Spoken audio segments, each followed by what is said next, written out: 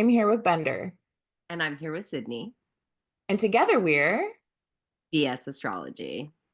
yeah, and today we're here to talk about the full moon in Cancer that is happening January 13th at 2:26 p.m. Pacific Standard Time or 22:26 GMT General Time. Let me put up the chart and let's dig in.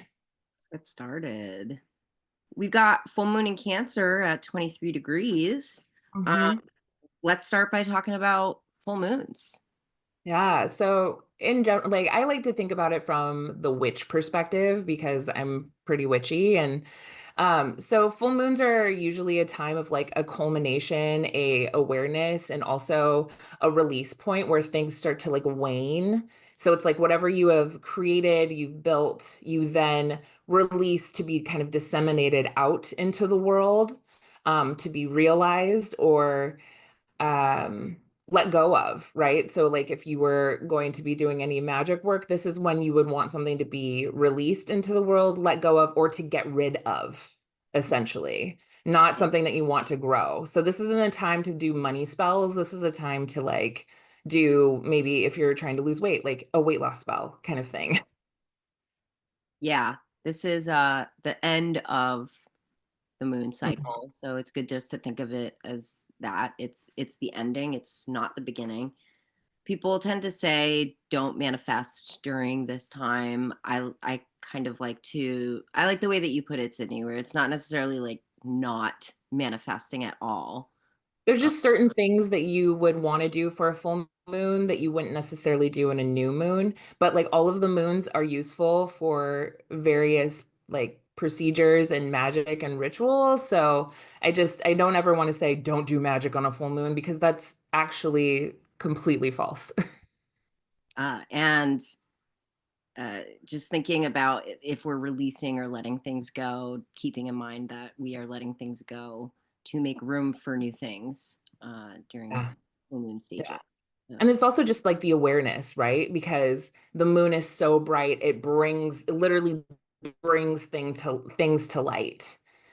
for better We or have worse. this awareness of whatever it is, something comes up and pops, and I think there's something to this lunation, the sun is coming to Pluto in a few days after this, but that's more down the line. But there's something about like bringing up something from the abyss, and then it comes up and the boil pops, and we see, oh, that's what it is. That's Right. that's what this meant. That's what this cycle of the moon meant and brought forward in awareness. And this is a particularly juicy full moon this Yeah, time, as it is full moon in Cancer. yeah, Cancer is in its domicile with the yep. moon. She's at home. Yeah, She's very, ready. very cozy and at home. And Cancer knows a thing or two about bringing feelings to light. Yeah. So, yeah, And about home in general, right? This is like home and maybe homeland and mothers and mothering, parenting. what feels familial, what feels familiar, um, Yeah, yeah, habits, yeah, uh, patterns that we've developed through our development, how we were nurtured, and how we bring that into our day to day patterns. Um, yeah, yeah, I like that. And this lunation in particular is we have some cute things besides, and by cute, I mean that maybe in the pejorative. Um, you know, the moon in Cancer, while it's at home, it is applying to a retrograde Mars in Cancer, and Mars in Cancer is not happy there. He's in his detriment. Oh, no, he's retro. in his fall. I'm sorry. Right? Yep. Yeah, he's in his fall. He's cranky, quite frankly, and really keen to protect his feelings and to fight for what he's feeling and maybe act out in ways that he is not going to be so proud of later. No. Uh, Mars is all about direct action. Hmm. Cancer. I like to think of Cancer as the crab who's like going back and forth, Like the side, trying he to comes like from around from the side. suss Ta-ta. things out.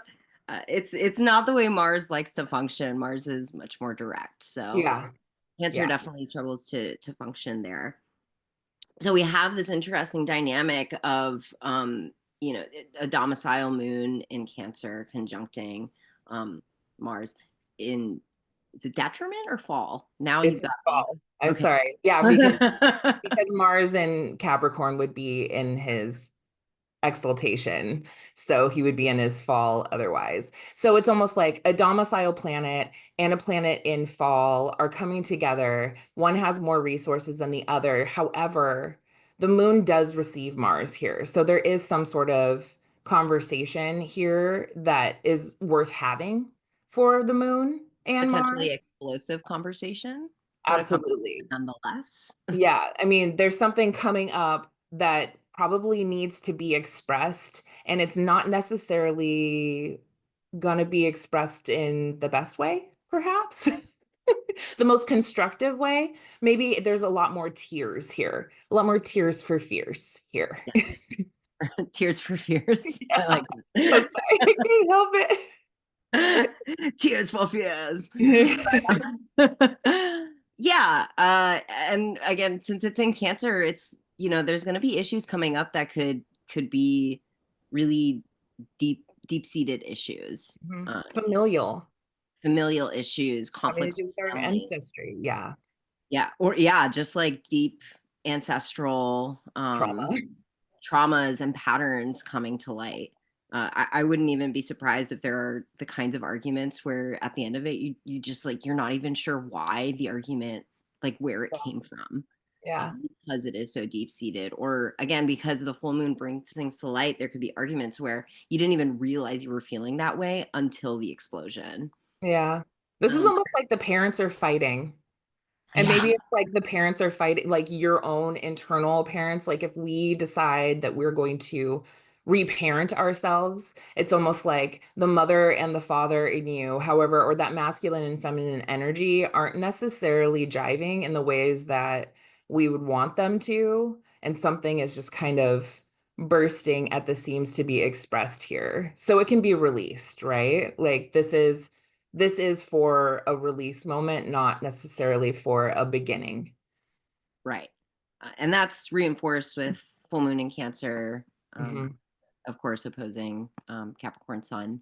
Yeah, Definitely have that mommy daddy archetype going on with the exactly. Cancer Capricorn And it's opposite. also gender, right? So Yeah, in evolutionary astrology, is specifically that branch of astrology, they talk about the Cancer Capricorn axis as one being of gender and of parenting, but really that gender thing. So if you would find like the nodes there, you can find patterns of like gender switching throughout previous lifetimes. So people are exploring all of these different things. So whenever I see an opposition between these two signs, I'm always thinking about gender and not just necessarily about parenting, even though I know that that's there, but maybe it's just I want to say the societal expectations yes, that we yeah, have been trained into thinking about gender, that there's some sort of conflict within us that we are realizing that is kind of coming out and being realized here and with a flair, with a flourish. with a flair. Um, yeah, and Cancer and Capricorn, there's a lot of traditionalism in this, Yes. kind of reinforces the societal expectations of gender. It's Yes. relevant now, obviously. Now conversations about gender are completely in the mainstream. At an all-time high, especially around the ideas of, in particular, I would say womanhood, which I think is so key to the moon Mars in this feminine sign. It's like the feminine rage of being suppressed Yeah, and being, told like this is what you're going to do. This is what you're going to be doing with your bodies, right? This is the moon. The moon is the body, right? This is what we're going to do with your bodies. You don't have a choice. yeah, And we're sick of it, quite frankly, and trying to figure out what we can do. And I think that there's a culmination here of feminine rage that absolutely. is going to happen again. Like every full moon will probably have a bit of this. And I think maybe this realization also with the Mars will retrograde back, there is an opposition that will be happening very soon, right? Between the sun and Mars, Yep. because Mars is retrograding. So it's almost like the realization and then the confrontation. And maybe, and also because these are both yin signs, the Cancer and Capricorn, this is an internal realization of needing to let go, and then some sort of confrontation that's probably going to happen within our culture in the next couple days. Yeah. Which we kind of know is Yeah, I happening. mean, yeah, it's on for that. What's the next aspect we wanted to talk about this lunation is the moon and the sun in relation to Uranus. So we have moon Uranus sextile, and then we have the moon, I mean, sun Uranus trine. Yep.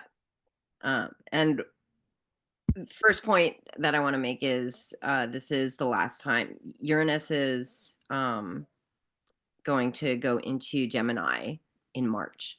Yeah, This is the last time that we're going to experience for this Uranus cycle, these the sex, full moon in Cancer sextiling yeah. Uranus. So again, look back to where the sextile has happened since 2018 when Uranus first moved into Taurus, Hmm. because we're going to see a continuation of that story happening Conversation. there, Yeah. and probably something of a conclusion for The this. exchange of ideas, right? It's some sort of intuitive Mhm. hit.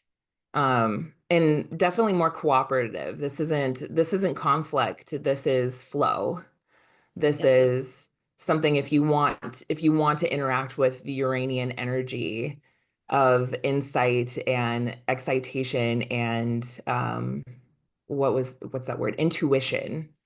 There's something there for you if you Yes. want to tap into it with that sextile between the moon and Uranus. And it's a quick sextile, right? Like the moon is moving so quick, so it's almost like a flash comes and then the sun holds that energy a little bit longer for you to The sun understand. There's will some incubate juice in it. that too. The sun will Yeah. incubate it. Yeah. Um, but Uranus, yeah, Uranus, and you're on. Even though it's a quick moving cycle because it's the moon. Yeah, Uranus works well with that. Uranus is about, um, you know, Quick, sorry, sudden. He's yeah, about quick and yeah, sudden. the light bulb, the pivot, Yeah. yeah, the flashes of insight. So Yeah. I think even if you could, time it and kind of pay attention to where your thoughts are at the moment that the full moon hits and sextiles Uranus. Just paying attention to what you're experiencing in that moment. Where are you in that moment? How are you feeling? Your internal, because again, moon is all about our internal life, our internal emotions. um, just paying attention to what's happening right in that moment will give Yeah. you a lot of insight. Just being present with where you are at the moment that that full moon hits, because you could get Yeah. a flash of Well, insight. the moon and the sun are both just now separating from Uranus. So it's as if those insights and inspirations happened, and then some sort of culmination of awareness for some sort of a release. And so if there was any kind of sudden insight, that is informing the release that needs to happen for all of us, I would say, right? Something like that. Absolutely. The story of the timing of the aspects. It's like bam, bam, insight. Yeah. Okay, what do I do with that? Okay, now we release. Whether that is in a feminine primal scream that we all need to have, regardless of gender or orientation, we all just need to like scream it out. That like Moon Mars, I'm like, oh man, that is just like a whale, It's just A such whale. like not a whale like a beluga or something, or like a WAIL, like a Like primal scream oh, kind of whale. Yeah. around like the realizations we've had about what we need to do to go forward. Right. And keep in mind, so we're talking about Moon in Cancer, sextiling Uranus in Taurus. So Mm. with themes of Taurus, you're definitely going to think about money, self worth, or your Mhm. value systems. Um, Survival. Yeah, survival for sure. It's such a survival sign. I say that as like a really, all of my Taurus planets are very keen to be stable and to be okay and to find simplicity and to find like that Uranus and Taurus for me has been like the insight of finding things that are more simple, more pure, more cut down to the quick of like what is the essential nature that I need to distill here, Mhm. which I've enjoyed personally. Like I've had Uranus on my sun for so long because it's just retrograde right there. It has one more hit and I'm stoked about it because it's just been these insights that have helped me kind of simplify pleasure in my life The in some Taurus sort is of so sensory, right? It's just about like what immediately hits your body, right? yeah, So yeah. so Cancer and Taurus are pretty compatible signs. So we're definitely going to be talking. There's definitely a conversation around um, letting. Again, we're talking about release. So what are we releasing in terms of these? What's the word I'm looking for?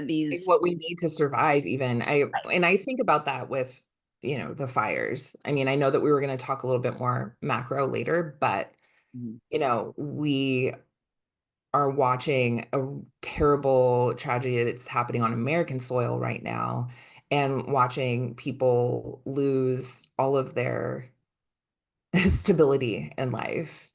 And, you know, I don't know how each realization is going to, you know, touch each person's life, but I'm sure those folks that have gotten out with their family and, you know, their animals and maybe a precious keepsake or two are just they know that they're going to survive and Right. they're going to be essentially that Taurus word essentially okay even though they don't have, you know, maybe the excesses of all of the things that they would want to have. And I think about that in particular with like the billionaires row that's there that is just like lost everything and they're just like I'm devastated. I'm like cool, but like there are people that have literally nothing that lost everything where you can rebuild tomorrow. Like you can go to your second house in Aspen, but like these folks are like truly going through it. And this is the exposure of that, right? Like this full moon, it's like we're being exposed to like what that kind of loss like truly means. Right. And it's I like that you brought up the whole point of Billionaires Row and the a lot of the celebrities being displaced, which we know that that's not the same meaning for Mhm. the excessively wealthy.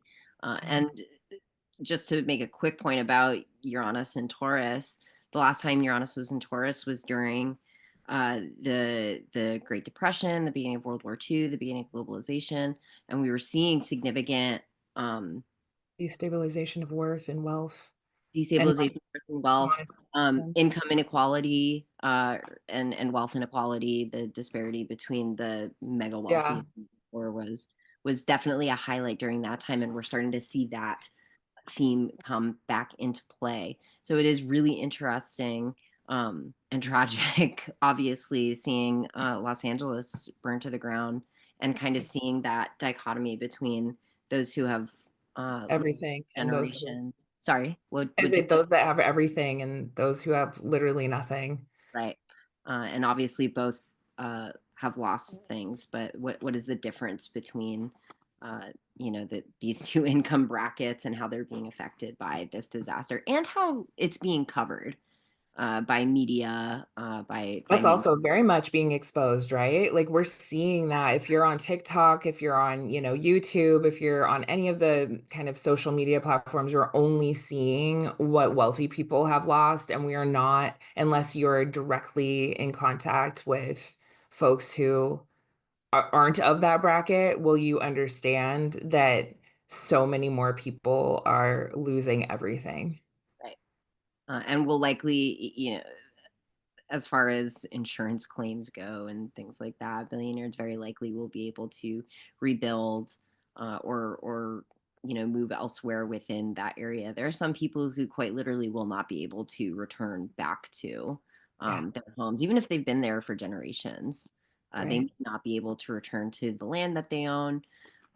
So Yeah, really, really interesting disparities that we're seeing between in income Yeah. uh, that is being highlighted during those disasters. So yeah, so just to give you some perspective on what's going on with that Moon Uranus conversation Yeah. between Cancer and Taurus And specifically. then we also have a Mars Neptune trine. Yes, So that's almost like, I don't know, I mean, Mars is retrograde. It's hitting it again. So I think this is maybe the second or third trine of this series, maybe. Um, it's like the spiritual warrior. It's like fighting for your highest ideals and right. going after your highest ideals and trying to make some sort of plan to go after them in a Right. way. With Cancer being with Mars being in Cancer, we're talking about what makes us feel safe and what is our family, what is our homeland, Yeah. and like yeah, like you said, with that contacting Neptune in Pisces, also very like watery emotional vibes going on Yeah. there. It's Uh, very intuitive, right? Those being two of the most intuitive signs, not to say that Scorpio is not, but it's almost as if maybe Cancer and Pisces are more in like the liminal dream states of things, whereas like Scorpio goes deep into the mud. But like there's this like liminal, watery kind of being pushed what around in that dream state in order to realize what it truly means to feel like you belong somewhere, maybe, or what do you want to build in the future? What does family truly look like for I think you? I think with Neptune, there can always be themes of where we've been misled or deluded, and we're definitely having conversations around um, the so-called like great American experiment. Has it Mhm. worked? Where has it failed us?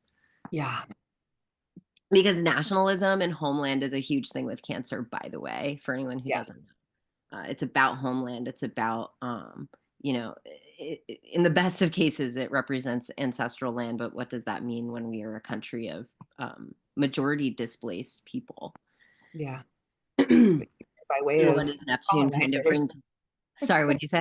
They came here by way of colonizers.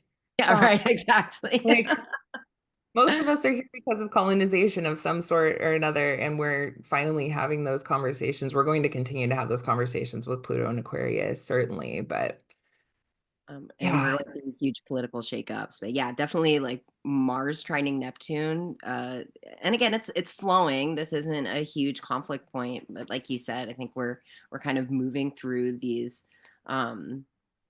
dream depths, these yeah. deeply intuitive places where we're having these internal conversations of what is my place here. The American dream hasn't panned out the way I was told it would. What does that mean for my future? Um, all And how those. do I protect what I have built, right? Like whenever I think of Cancer placements, because I have so many, I date almost primarily Cancers. Me Um, too. yeah. We love cancers here, by the way. We love them. Super protectors, right? In all of the ways. They are mindful of what's going on with their home. They're mindful of what's going on with their partner. Like what's in our food, what's in the soil, what's in the water. Are we, is it safe to go into my body? Is it safe to go into my family's body? Like there's a deep concern for the nourishment in all aspects of life, which I really like.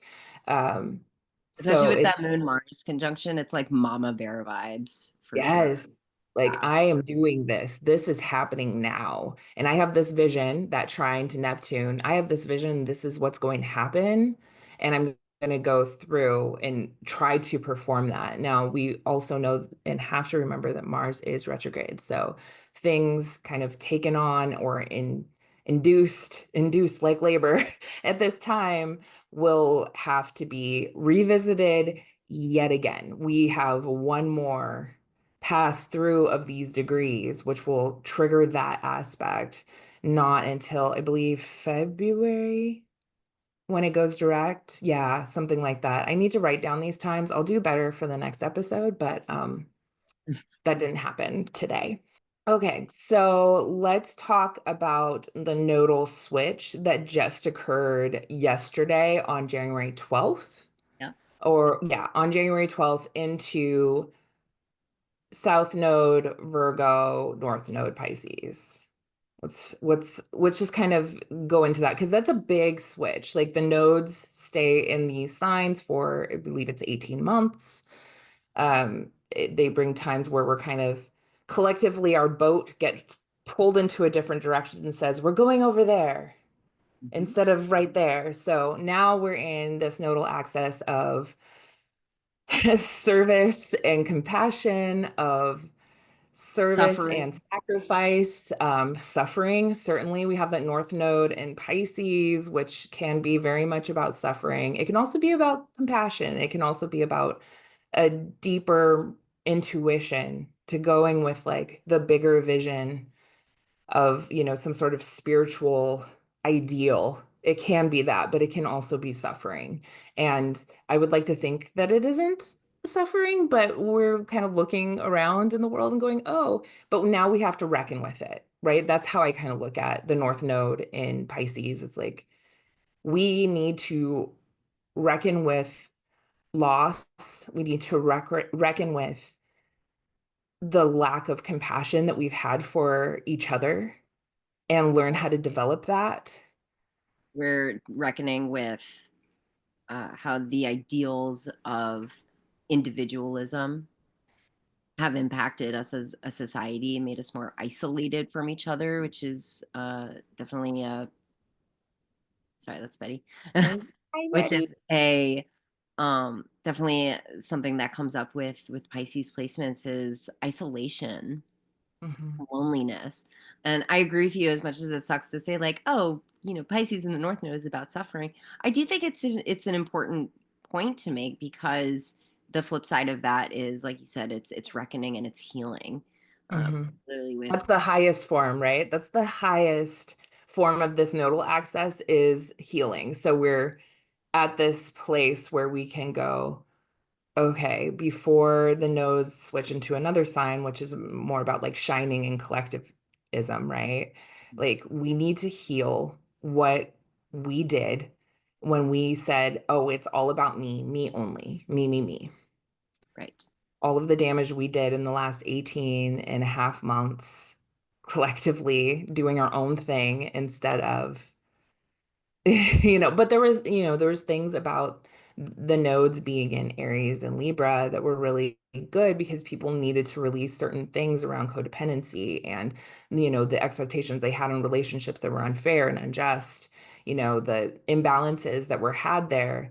But now we need to heal and we need to maybe with that South Node in Virgo, um, do some self-analyzation. Definitely. Virgos Self are super good at that. So like we're home, baby.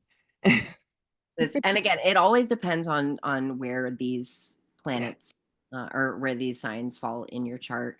Yeah. Like Sid said, with Aries being in the North Node, there was definitely a lot of self-involvement and individualism going on. But depending on where that is in your chart, maybe you needed more of that. Maybe the Aries North Node was kind of helping you to focus on yourself more and be more a little more self-centered where maybe you needed to be. And now as we're moving into Pisces Virgo, especially with Virgo South Node, definitely there's going to be some time for self-criticism and looking inward, and again depending on where it is in your chart, are you too critical of yourself? Do we need to heal from that, versus have you not been looking inward enough? And I say that as a person who has three Virgo placements. Yeah. I certainly I don't need any help with self-criticism. I know we're good. Um, Like, we're that's perfect at not about this, us. actually. Here's the one thing that our Virgo placements are perfect at is being self-critical. Mhm. But I think, collectively there needs to be, there's also something here about punishment. like the ways that we are maybe coming to understand the ways that we have punished ourselves by not being compassionate. Like this, we're hurting ourselves when we aren't developing compassion for everybody and for everything and trying to find wholeness, right? Like that the Pisces upper was like the upper octave of Pisces is like whole. Like everything is just whole in one. And instead, like when we don't reach for that, we are punishing ourselves. Uh, One of the things that I like to say, especially when we're talking about like healing from white supremacy, things Hmm. like that, is the understanding that traumatizing people traumatizes you. When we inflict trauma on other people, we are in fact traumatizing ourselves. As Yeah. social animals, we're not supposed to be traumatizing each other. So Trauma begets trauma. exactly. And maybe And there's so, something and in you can even apply that to the most ultra wealthy, most privileged people in society, yeah. right? That we know that being a billionaire is actually like really psychologically damaging for that person. We see evidence of hoarder tendencies, all those kinds of things, just to bring it back to what we were talking about, wealth disparities. Yeah. Ultimately, when you decide to be ultra wealthy or a supremacist in any kind of way, you're trading in community and you're trading in connectedness to other people. Yeah. And And your so, sense of community belongs to money, or right, it belongs to a power that you're not supposed to be wielding whatsoever. And I mean, what is power when you're just taking and suppressing other people?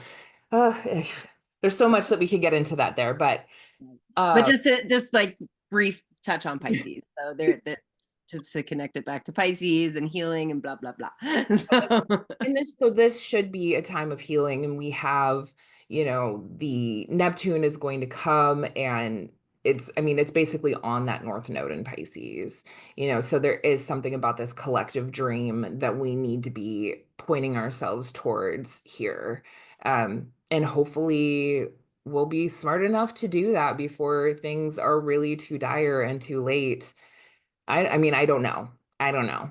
I don't know. I have a lot of feelings and thoughts about that personally, of whether we're able and capable to do that. But I think if there are enough of us that are dream keepers and continue to remind people that all of our dreams, so long as they're not rooted in other people's oppression, can be possible, right.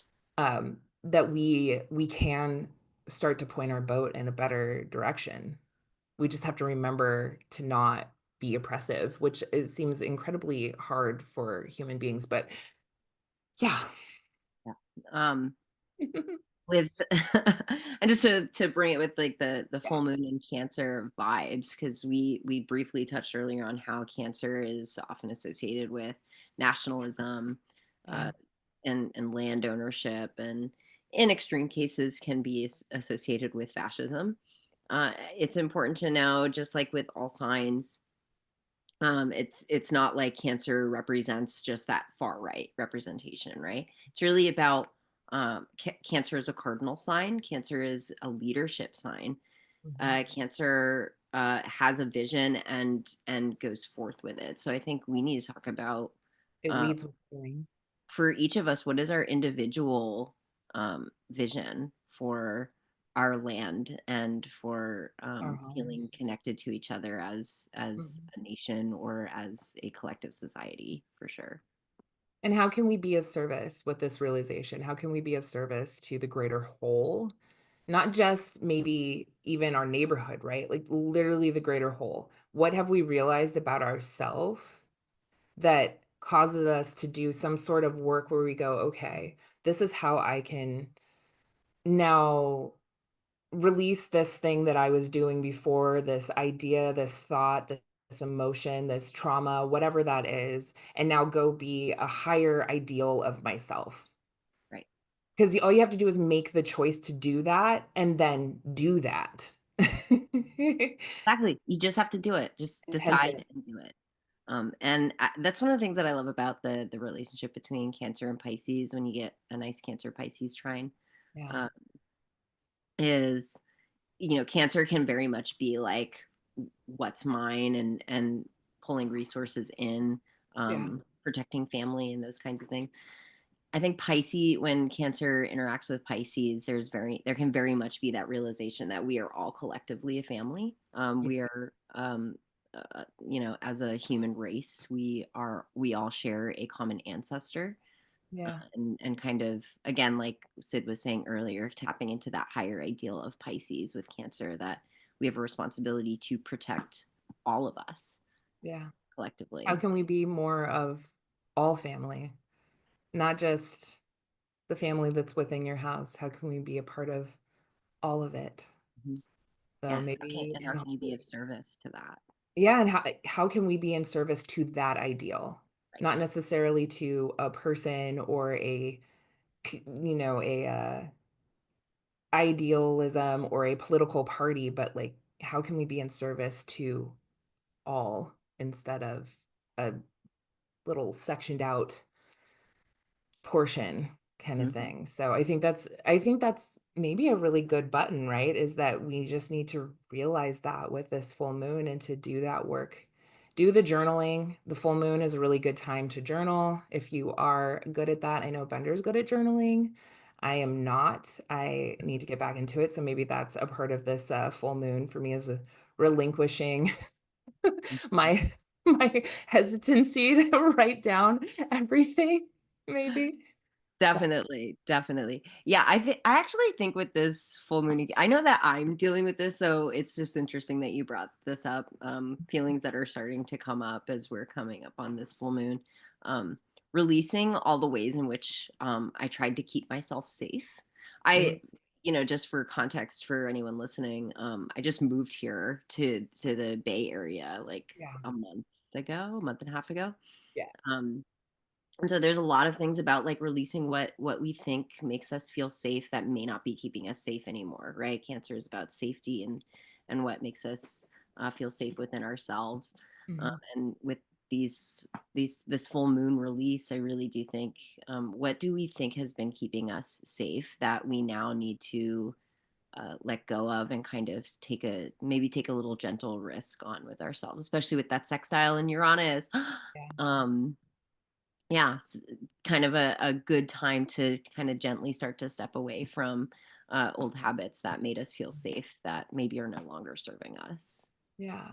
And that leads me into, determining where this full moon is occurring for you in your chart is really going to depend on where Cancer and Capricorn are in your particular nativity, your astro chart, your horoscope, right? So, if you are an Aries rising, that's going to be in your 410. Congrats. If you are a Taurus rising, that's going to be in your, 3-9. yeah, 3-9, and so on and so forth. So you can get a chart. If you're listening to this and you have no idea what your horoscope looks like, one, we can help you with that. Like, you can also go, I mean, you can book with us.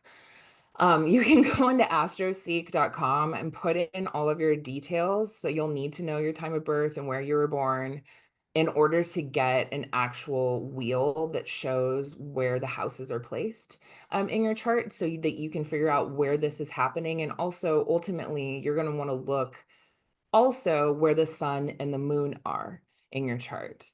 So, for instance, I'm a Virgo rising, and so this is happening in my 5 and 11 area, but it rules over my 11 and 12. So there's some sort of effect that's really taking course for me and like some sort of deeply held subconscious stuff that I have around my creativity and my my community and how I impact my community. And I had a conversation with Bender right before that definitely ties into that. I just went bing. So, hey, Uranus, what's up? But it's good to know where these things are happening. In general, everybody can do some sort of release. And no matter what, you're always doing your chart. Yeah, You're always doing your chart. Like, it does not matter whether you are aware of it or not. The stars and the planets are aware of you. exactly. And if you think that you don't have a sign in your chart, you're wrong. You're We wrong, you do. we have all 12 signs in our Yeah. chart. So Even no if matter something's what. empty, there's something that is ruling over, guiding that, directing that. Yeah, it's just really juicy. So at the very least, pull up AstroSeek, not CoStar, sorry, beep. But pull up AstroSeek so you can get a wheel, so you can look at where the signs are, just very generally learn what those little glyphs are, and you'll at least know where things are happening when we talk about these things. Yeah. Yeah. Yeah. And I think one last thought, just generally for full moon in Cancer, self-care and being cozy is going to be great for this time. Hmm. It's just And great. taking responsibility for yourself Take responsibility for yourself, have a and your quiet care. if you have to, but Hmm. 'cause it is a nice watery sign for a full moon. There may be some crying, some screaming, some Let banging it your out. fist against your head. Um, Yeah, let it out. let it That, out. Yeah, just do it. Don't do it in a way that hurts other people, but definitely like find a safe outlet for that. yeah, Um, absolutely. that's the vibe. All right. Well, as a secondary reminder, we're both available for bookings. I will put up a end card that has that fresh deets, and we will see you next time. We are planning on coming back again and again and again. I think our next one will probably be the new moon if we don't do an ingress episode before that. But our plan as BS Astrology is to do the new and full moons because those are helpful for people in kind of planning their, 2.5 weeks. And also the ingresses because they can be so juicy. And I'm sure we'll find other side quests that we want to do, but we're trying to keep some sort of regular schedule because we both have really busy lives, but we also really want to chat about this, about astrology. So, We're both Mercury babes, so we just need an outlet to yeah, gab. we got to do it. All Hmm.